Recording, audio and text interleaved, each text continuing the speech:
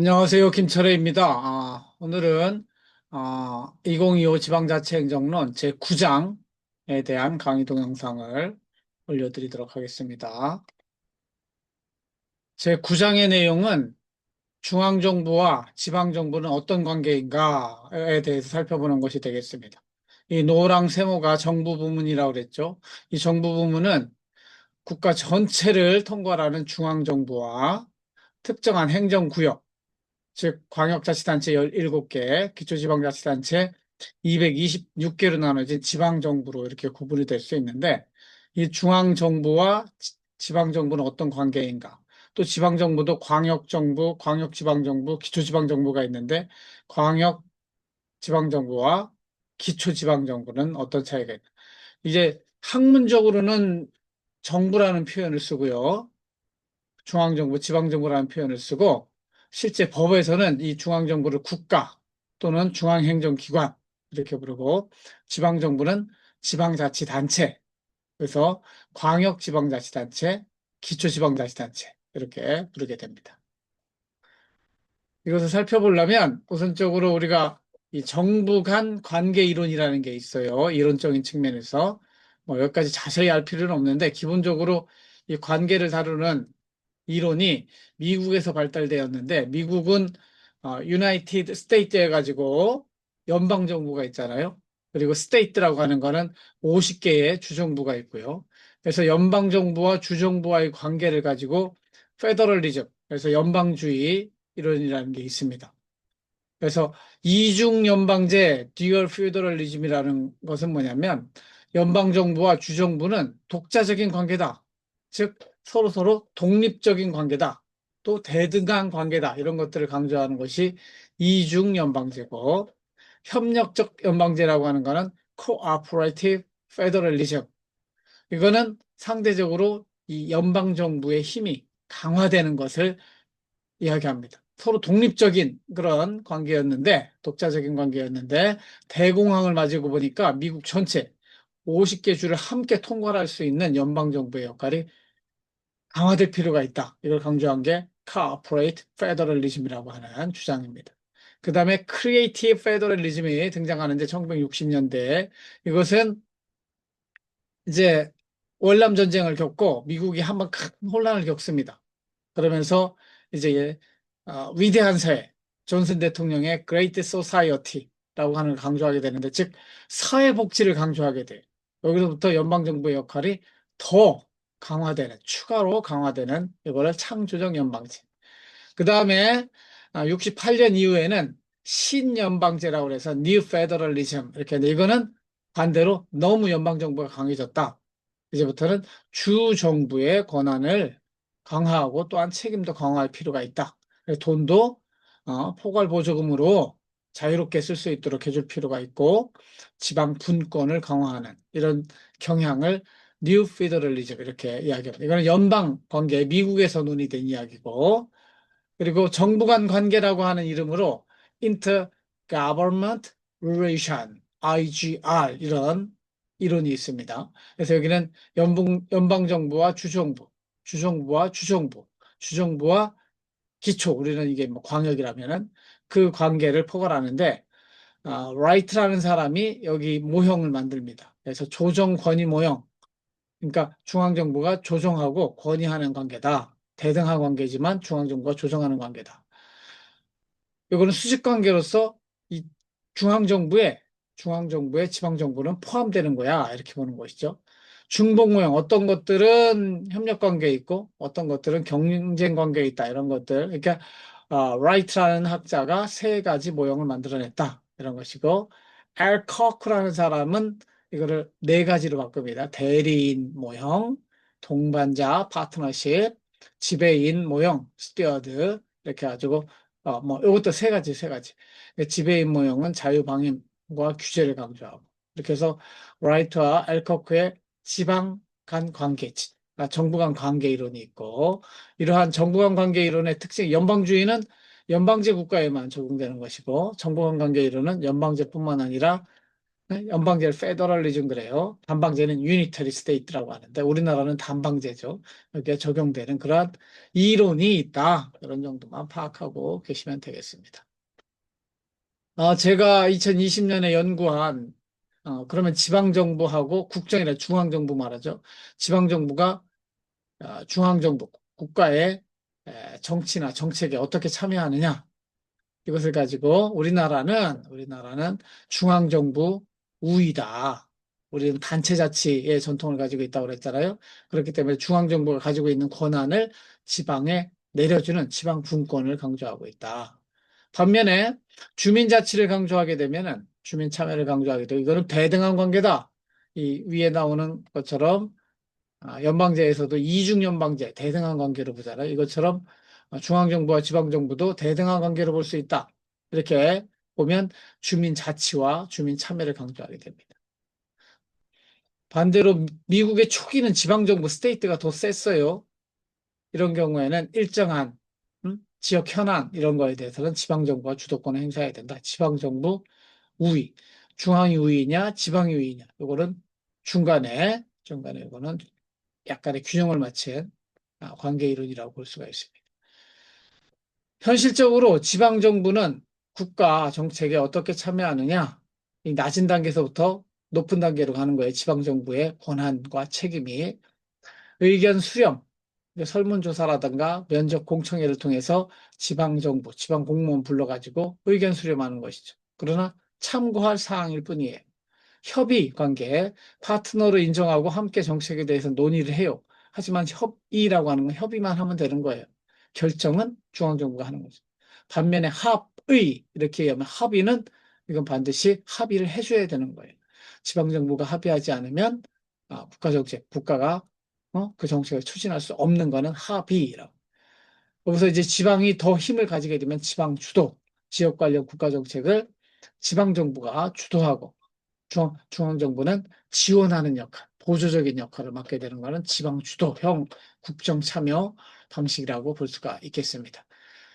그런 측면에서 연방제, IGR, 그리고 여기서 나는 참여 방법, 이런 것들이 이론적인 논의라고 볼 수 있으면, 그 다음에는 실질적으로 우리나라의 지방자치법에서 정의하고 있는 국가와 지방정부의 관계는 어떠한가, 이렇게 살펴보겠습니다. 중앙정부는 지방정부에 대해서 무엇을 할 수 있느냐? 이 국가는 지도와 감독을 할 수 있어요. 그래서 지방정부가 자치단체로서 사무를 하고 있는데 그것에 대한 지도와 지원할 수 있어요. 조언, 권고, 지도. 그래서 이 모든 지방자치단체, 243개 지방자치단체 상위에 누가 있어요? 행정안전부가 있습니다. 그리고 국가 사무에 대한 지도와 감독을 할 수 있고, 그리고 중앙행정기관, 중앙정부죠. 뭐 기획재정부, 행정안전부, 환경부 이런 것들 다 중앙행정기관이라고 하는데 세종시에 와 있는 그런 부처와 자치단체의 협의 조정이 이루어질 수 있고 이 관련된 사항은 국무총리 소속의 행정협의조정위원회라는 게 있다. 그리고 요 행정협의조정위원회는 중앙행정기관과 자치단체의 의견이 다를 때 서로 협의, 조정할 수 있도록 되어 있습니다. 그러나 본질적으로는 협의이기 때문에 중앙행정기관의 권한과 책임이 강하다. 이렇게 볼 수 있습니다. 그리고 행정안전부 장관은 모든 지방자치단체에 대한 감사 기능을 가지고 있어요. 특히 법령 위반에 대해서는 감사 기능을 하도록 법률에 지방자치법에 규정돼 있다. 이렇게 이해하시면 되겠어요. 그 다음에 이 지방자치의 중앙행정기관이라 할 수 있는 행정안전부의 역할은 무엇이 있는가 한번 살펴보면 정부조직법에 나와 있는 내용입니다. 지방자치 관련 업무를 행정안전부가 다 하게 돼 있습니다. 그 밖에 이 지방자치 이외에 뭐 국가행정관리, 안전부니까 안전재난관리 이런 뭐 정부 조직 이런 것들 다 관리하는 게 행정안전부에 실제 부처를 가보면 장관 밑에 차관이 있죠. 장관 밑에 차관이 있고 차관 밑에 각 실국이 있는데 공무원이 되면 여기서 일하는 거예요. 그 실은 좀 더 큰 조직을 실이라고 붙이고 국은 좀 작은 거예요. 그래서 기획조정실, 정부혁신, 조직실, 우리나라 국가 전체의 조직을 다루는데요. 지방자치와 관련된 거는 지방자치 균형발전실하고 지방재정경제실이 있습니다. 이 두 개의 실에서 지방자치와 관련된 이러한 업무를 수행한다. 이렇게 이해하시면 될 것 같습니다. 그 밖에 이거는 안전관리, 재난안전관리본부라는 게 행정안전부 밑에 본부로서 따로 있고 여기에 안전정책실, 재난관리실, 재난협력실 뭐 이렇게 세 개의 실과 하나의 국을 가지고 있다. 여러분들이 정부 조직도 이게 조직론에 나오는 이야기죠. 그 다음에 제일 중요한 게 중앙정부와 지방정부의 재정관계입니다. 아까 그 ICR도 이 재정관계를 이해할 때, 이해도가 훨씬 더 높아집니다. 그럼 우리나라 재정관계에서는 이 세입 측면에서는 돈을 벌어들이는 것, 세금이죠, 세금. 국세 14개, 네, 굉장히 강조했어요. 국세 14개, 지방세 11개가 있다. 모든 조세는 소득이 있는 곳에, 월급 받으면 세금 내잖아요. 재산이 있는 곳에, 그리고 소비가 있는 곳에 세금을 내게 되는데, 국세는 여기에 14개의 세금을 가지고 있습니다. 이 중에서 제일 큰 거 세 가지는 소득세, 법인세, 부가가치세. 이게 제일 큰 거예요. 지방세도 역시 소득, 재산, 소비에 대해서 하는데 소득 부분은 지방 소득세가 있고 재산 부분은 취득세, 재산세 이런 것들이 있고 소비에 대해서는 지방 소비세, 담배 소비세 이런 것들이 있습니다. 그래서 여기 11개의 세금을 가지고 있다. 그래서 각 세금의 비중을 보면은 국세에서는 제일 큰 비중을 차지하는 게 소득세, 그 다음에 법인세, 부가가치세가 되겠다. 이렇게 보시면 되고, 그다음에 지방에서는 제일 큰 비중을 차지하는 거는 취득세, 그 다음에 지방소득세, 지방소비세. 이건 지방자치단체별로 조금씩 다른데, 이렇게 큰 비중에 대해서는 여러분들이 이해하고 있어야 되고, 각 세금이 어떤 건지를 알아야 돼요. 그럼 지방세도 우리나라 지방자치단체가 충청남도, 그 다음에 천안시, 서천군 이렇게 가는 체계가 있고 대전광역시, 대덕구, 광역시 자치구로 가는 이런 체계가 있는데 시군의 경우에는 이렇게 세금이 많아요. 주민세, 재산세, 자동차세, 담배소비세, 지방소득세 해가지고 5개의 세금을 가지고 있잖아요. 근데 대덕구 그러면 여기는 재산세하고 등록면허세만 가지고 있어요.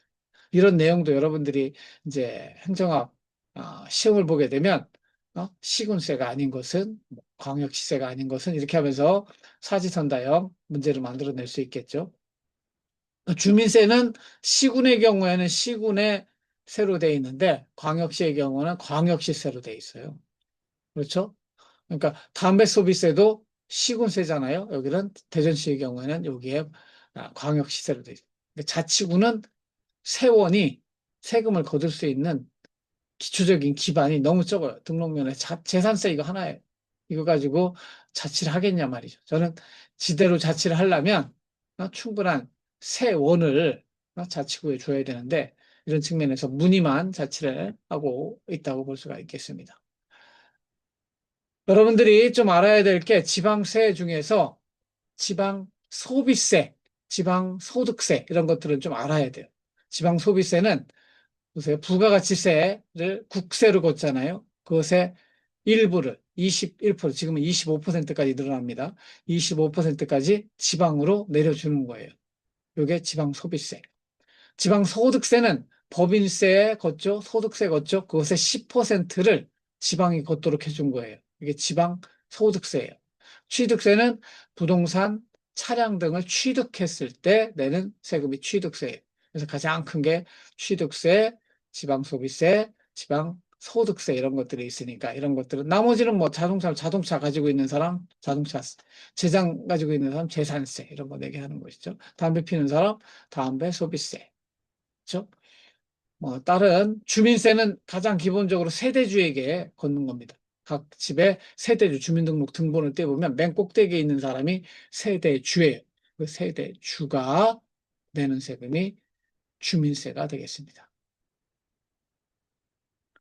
그런데 우리나라는 이렇게 국세와 지방세의 구조를 보면은 국세로 거의 70%, 80%가 거쳐요. 지방세로는 20%, 30%밖에 안 거쳐요. 그러니까 지방자치를 제대로 하려면 지방에 더 많은 좀 세금이 거치게 해야 되는데 지방마다 잘 사는 지방이 있고 못 사는 지방이 있어. 수도권은 상대적으로 돈이 많으니까 세금이 많이 거칠 거 아니에요. 그럼 지방자치가 균형 있게 이루어질 수가 없어요. 가난한 동네는 지방자치도 제대로 못하게 되는 것이죠. 그렇기 때문에 우리나라는 정부 간 조정 제도라는 걸 통해서 지방교부세를 뗍니다. 지방교부세는 지방교부세법에 따라서 내국세, 아까 국세죠? 14개 국세의 총액의 19.24%를 다시 각 지방자치단체에 내려보내는 것을 지방교부세, 즉 지방소비세하고 비슷한데 지방소비세는 부가가치세만 하는 거예요. 부가가치세만 그렇게 하는 것이 지방소비세고 지방교부세는 내국세, 14개의 내국세 총액의 19.24%를 내려보내는 겁니다. 이거 따질 때 각 지역별로 얼마를 더 보낼 것인가 따질 때 그 지역의 행정 수요가 얼마인지 또 수입이 얼마인지 따져가지고 재정 자립도라고 합니다. 전체 쓰는 돈 중에 자체재원, 스스로 벌어들이는 지방세, 국세가 아니고 국세로 쓰는 게 아니고 자체재원, 지방세, 세외 수입의 비중이 얼마큼 되느냐. 대전시 같으면 이게 50%밖에 안 돼요. 여러분들 같으면은 한 달 50만 원 쓰는데, 한 달 50만 원 쓰는데, 그 중에 여러분들이 실제 알바로 버는 돈이 얼마냐 이거예요. 하나도 안 벌어요. 그러면 100% 의존이에요. 자립도는 0%죠. 근데 100만 원 중에 내가 50만 원을 알바로 번다. 그러면은 100만 원 중에 50% 재정자립도 50%가 되는 것이죠. 그래서 재정자립도가 100%를 넘으면 이런 단체는 불교부 단체, 지방교부세 주지 않아요. 그래서 이 차이가 큰 액수만큼 보통교부세, 특별교부세, 부동산교부세, 소방안전교부세로 나누어서 지역의 안전부 장관이 이걸 계산합니다. 아까 지방재정실이 있었잖아요. 여기서 각 지방에 내려보내는데 보통교부세, 특별교부세, 이런 것들은 이제 없어졌어요. 소방안전교부세는 이제 소방공무원이 국가직이 되면서 이쪽으로 내려온 것이고, 종합부동산세에 관련된 거는 부동산 교부세로 내려보냅니다. 그래서 거의 대체적인 금액은 보통교부세, 특별교부세가 있는데, 보통교부세는 아까 공식에 따라서 내려보내는 게 보통교부세고, 일정 부분은 특별교부세로 내려보내는데, 이거는 각 지역에 어, 태풍이 왔거나 커다란 산불이 났거나 이럴 때 각 지역에 특별한 상황이 발생하면 추가적으로 내려보내는 게 특별교부세다. 이렇게 이해하시면 될 것 같습니다. 그 다음에 교육 부분은 별도로 해요. 교육감, 지방 교육감 따로 뽑잖아요. 대전시도 교육감이 따로 있잖아요. 이거는 내국세 총액의 20.79%를 지방자치단체, 즉 교육감에게 내려보내요. 그래서 이것도 기준재정 수요의 수입액. 지방교육 관련된 거는 지방교육자치는 1시간 따로 합니다. 그래서 여기도 보통교부금, 이건 누가 계산할까요? 교육부 장관이 계산을 해서 각 교육감에게 내려보내도록 되어 있습니다. 국고보조금, 이거는 교부세하고 달라서 중앙부처, 환경부는 환경부, 문화체육부는 문화체육부, 각 부처마다 국고보조사업이라는 걸 하는데, 요거 하면, 니네 요거 사업해. 어? 너가 200만 원 들면 내가 100만 원 보조해 줄게. 아버지가 너 노트북 사. 노트북 100만 원이면 내가 50만 원 보조해 줄게. 그래서 중앙부처에서 보조해 주는 사업이에요. 그래서 몇 퍼센트를 보조하느냐에 따라서 국고보조율이라고 해서 부자 동네는 국고보조율이 높을까요? 낮을까요? 낮죠. 자식들이 여러 명 있어도 부모들이 도와줄 때 너는 돈 많으면 야, 너는 국고보조 없다. 어? 해줘도 10% 해줄게. 근데 가난한 아들이 있어요. 그럼 거기는 80% 이렇게 가난한 지역은 국고보조율이 높고 부자 지역은 국고보조율이 낮다. 이렇게 이해하시면 되겠습니다. 그래서 국가가 도와주는 거는 국고보조율, 지방자치단체가 부담하는 거는 대응비율 이렇게 이야기합니다. 대응비율이 얼마인가. 그래서 사회복지사업, 문화체육사업들은 대전시가 하지만 이 중에 70%는 국가돈, 보건복지부 장관이 내려준 돈으로 하고 30%는 대전시의 돈으로 하는 것이죠. 예술의 전당을 진다. 문화체육 사업이잖아요. 이것도 국가가 뭐 한 300억짜리다. 국가가 200억 되고 대전시가 100 되고. 그래서 자치단체 입장에서는 대응이라고 하고 국가 입장에서는 국고보조라는 이름을 씁니다. 그래서 우리나라 정부가 한 재정 조정제도에 따라서 거기에 재정 자립도가 나오잖아요. 지방자치단체의 재정 자립도가 50%밖에 안 돼요. 그러니까 자기가 자체적으로 벌어들이는 돈, 여러분 100만 원 쓴다 그러면 100만 원 중에 50만 원밖에 자기가 스스로 못 받아 나머지 의존제 국가가 주는 돈으로 하는. 여기 재정 자주도란 개념이 나옵니다. 요거는 뭐냐면 아까 국고보조금을 제외한 지방 교부세는 나름대로 자유롭게 쓸 수 있어요. 근데 국고보조금으로 내려오는 거는 꼭 꼬리표가 달려서 자유롭게 쓸 수 없어요. 아버지가 이건 노트북 사! 하고 드는 돈하고 이건 너 한 달 용돈이다! 하는 돈하고 다른 거죠. 한 달 용돈으로 마음대로 쓰게 해주는 거는 지방교부세거든요. 그러니까 지방교부세는 자체 재원은 아닐지라도 자주 재원이라고 봐서 분자에 지방교부세를 올리면 이렇게 재정 자립도보다 상당히 퍼센트지가 한 20% 올라가죠.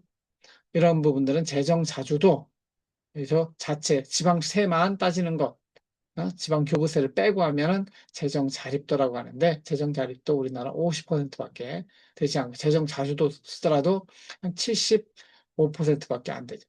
근데 진짜 지방자치를 되려면 이게 한 90% 이상 돼야 바람직한 스스로 오로서 스스로 쓰는 게 지방자치지 나마치 의존하는 게 자치는 아니잖아요. 일단 그래프를 이해하셔야 되고 그래서 각 지역별로 재정 자립도가 높은 지역, 낮은 지역. 대전은 41.5%로 나오잖아요. 서울은 굉장히 높죠.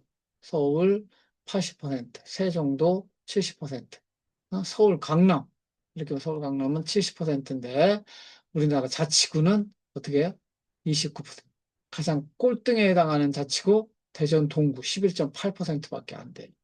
그러니까 100만 원 쓰면 한 11만 원 스스로 벌어서 하고 그죠? 88만 원은 의존재원으로 쓴다는 것이죠. 그래서 특별시별로 제일 높은 곳, 낮은 곳 이렇게 나와 있습니다. 최고는 서울이고 그렇죠?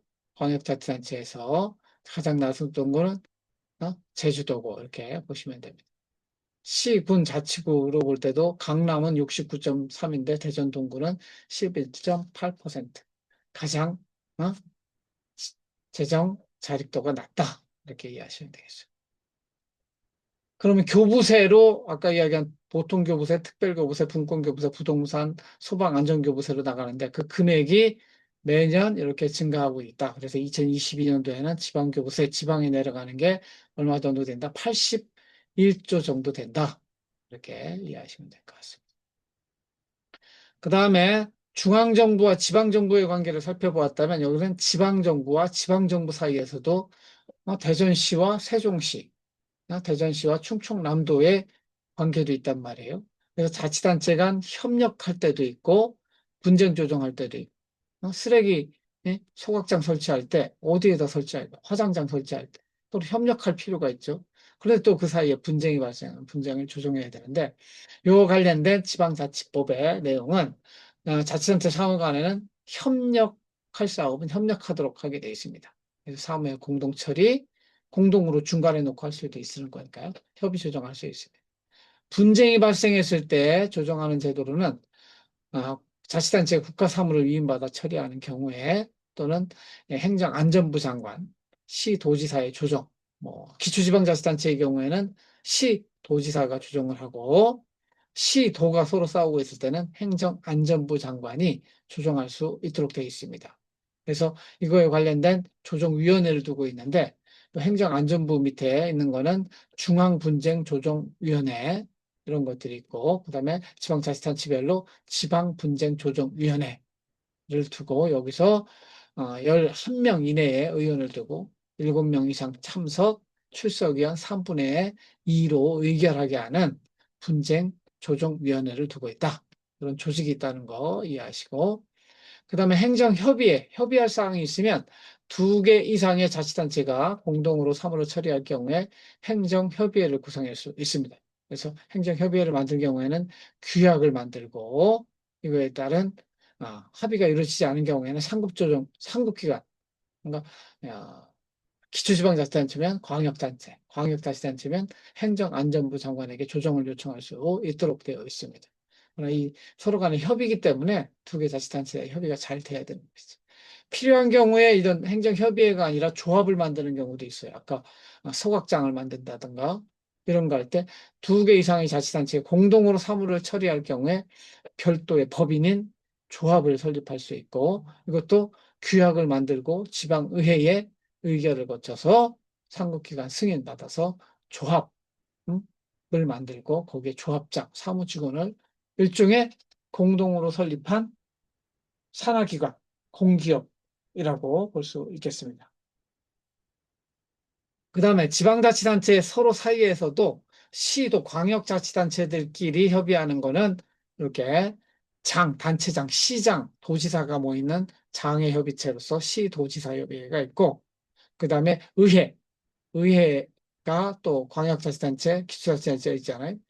의회들이 모이는 거는 지방의회 의장협의체가 있고 시장, 군수, 구청장, 기초지방자치단체죠. 여기는 청장, 집행부의 협의회가 있고 여기도 의회 협의회. 그래서 4대 자치단체 협의체라고 이렇게 부르고 있습니다. 그 다음에 자치단체 사이에 예를 들면 대전시하고 대덕구하고도 서로 재정 조정을 할 필요가 있죠.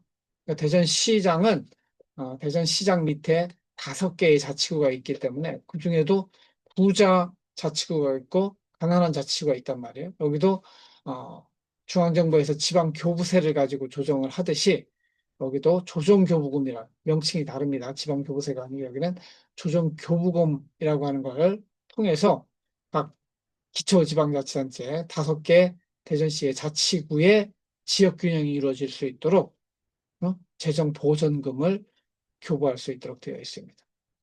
그리고 국고보조금이 있었잖아요. 그것처럼 시도비, 그러니까 광역자치단체에서 기초지방자치단체에 어떠한 사업을 수행할 때 보조금을 지급할 수 있게 돼 있어요.